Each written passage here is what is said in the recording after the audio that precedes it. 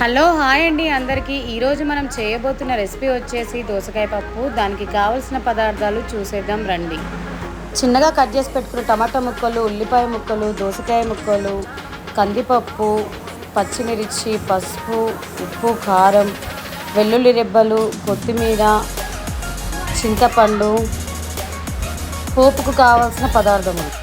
ముందుగా మనం కుక్కర్ తీసుకొని దాంట్లోకి సగం కప్పు వరకు కందిపప్పును వేసుకొని దాంట్లో వాటర్ పోసుకొని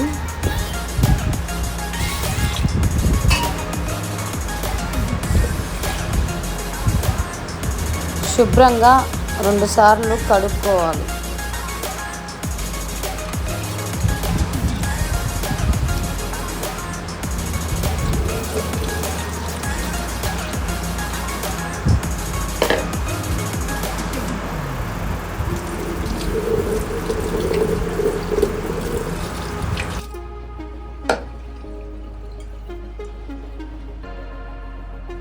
ఇప్పుడు మనం పప్పు రెడీ చేసుకోవడానికి దోసకాయ ముక్కలు చిన్న చిన్నగా కట్ చేసుకొని ఆ పప్పులో వేసుకోవాలి.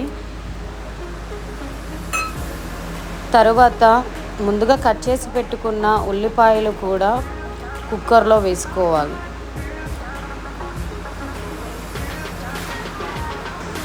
తర్వాత అదే కుక్కర్లోకి వెల్లుల్లి రెబ్బలు కూడా వేసుకోవాలి.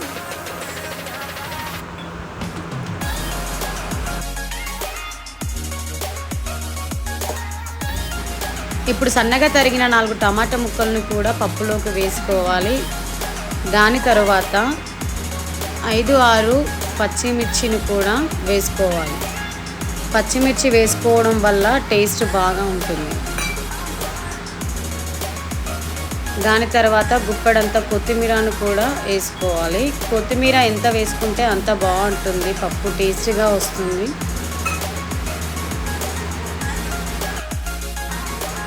ఇప్పుడు కుక్కర్లోకి చింతపండును వేసుకోవాలి. దోసకాయ పులుపు ఎక్కువ ఉంటుంది కాబట్టి చింతపండును తక్కువ మోతాదులో వేసుకోవాలి. తరువాత 2 టేబుల్ స్పూన్ల కారం కూడా వేసుకోవాలి. పచ్చిమిర్చి వేసాం కాబట్టి కారం చూసుకొని వేసుకోవాలి. తర్వాత సరిపడినంత ఉప్పును కూడా వేసుకోవాలి.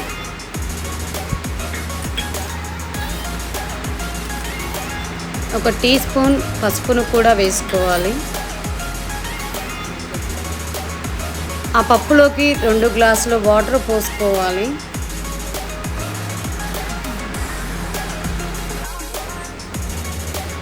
వాటర్ యాడ్ చేసిన తర్వాత పప్పులోకి కొంచెం ఆయిల్ని కూడా యాడ్ చేసుకోవాలి. ఆయిల్ ఎందుకంటే మనం మూత పెట్టిన తర్వాత విజిల్ వచ్చేటప్పుడు పప్పు పైకి పొంగకుండా ఉండడానికి మనకు ఆయిల్ అనేది హెల్ప్ చేస్తుంది. కాబట్టి కొంచెం ఆయిల్ని కూడా యాడ్ చేసుకోవాలి. ఇప్పుడు మూత పెట్టేసుకొని మంట వెలిగించుకోవాలి. దాని తర్వాత కుక్కర్ని గ్యాస్పై పెట్టేసుకోవాలి.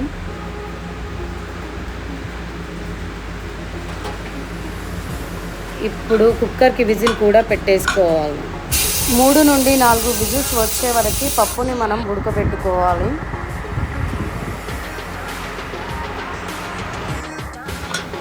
ఇప్పుడు కుక్కర్ మూత తీసేసి పప్పును మెత్తగా రుబ్బుకోవాలి. పచ్చిమిర్చి, టమాటా ముక్కలు, దోసకాయ ముక్కలు మెత్తగా నలిగే వరకు రుబ్బుకోవాలి. ఇక్కడ నేను వీడియోలో చూపిస్తున్న విధంగా మీరు మెత్తగా రుబ్బుకోవాలి. దాని తర్వాత స్టవ్ పైన బాండి పెట్టుకొని దాంట్లో ఆయిల్ వేసుకొని ఆయిల్ వేడయ్యాక పోపు దినుసులు వేసుకోవాలి. అవి చిటపటలాడుతున్నప్పుడు మనం ముందుగా దంచి పెట్టుకున్న వెల్లుల్లి రెబ్బలను కూడా వేసుకోవాలి. పోపులో వెల్లుల్లి రెబ్బలు కొన్ని వేసుకోవాలి, ఎందుకంటే మనం పప్పులో యాడ్ చేసాం కాబట్టి. దాని తర్వాత ఎండుమిర్చిని కూడా వేసుకోవాలి. కరివేపాకుని కూడా వేసుకోవాలి. కరివేపాకును ఫ్రై చేసుకోవాలి. మనం ముందు మెత్తగా రుబ్బి పెట్టుకున్న పప్పుని పోపు గిన్నెలోకి వేసుకోవాలి. మెల్లిమెల్లిగా వేసుకుంటూ ఆయిల్లో మొత్తం కలిసే వరకు పప్పుని కలుపుకోవాలి. అంతే అండి, ఎంతో టేస్టీగా ఉండే దోసకాయ పప్పు రెడీ.